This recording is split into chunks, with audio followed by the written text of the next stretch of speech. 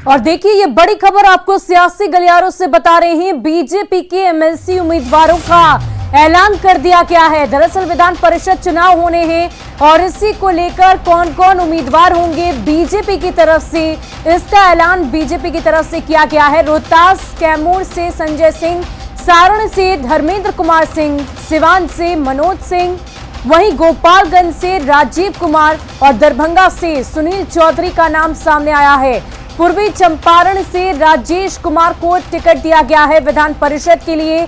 समस्तीपुर से डॉक्टर तरुण कुमार को टिकट दिया गया है। तो ये बड़ी खबर आपको बिहार के सियासी गलियारों से बता रहे हैं।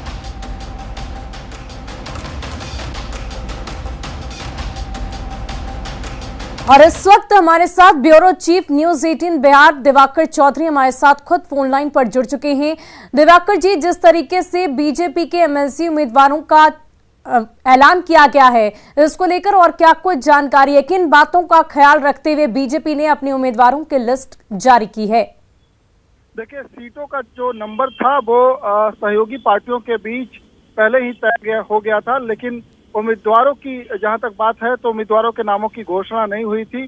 इसमें गौर करने वाली बात यह है कि जो भी बीजेपी के कोटे से बिहार विधान परिषद में सदस्य थे उनको रिपीट किया जा रहा है। आप देखिए कि संतोष सिंह जो रोहतास कैमूर सीट से हैं उनको रिपीट किया जा रहा है। बीजेपी ने एक बार फिर उनको उम्मीदवार बनाया है। उनका टर्म खत्म हो गया था, फिर से उनको उम्मीदवार बनाया गया है। उसी तरीके से आप देखिए कि सहरसा मधेपुरा सुपौल सीट है जो जॉइंट सीट है, उसमें आप देखिए कि नूतन सिंह को उम्मीदवार बनाया गया है।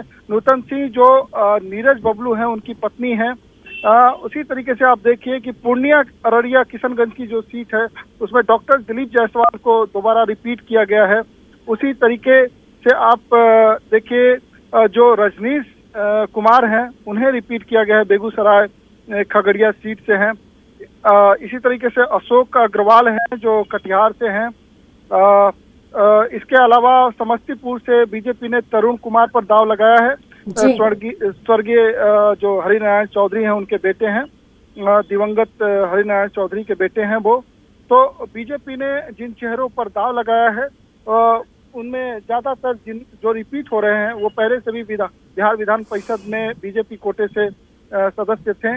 अब चूंकि उनका टर्म खत्म हो रहा है तो उनको दोबारा उतारा गया है।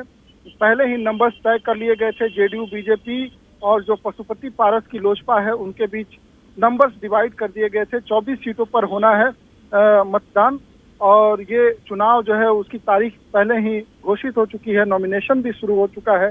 4 अप्रैल को मतदान होगा।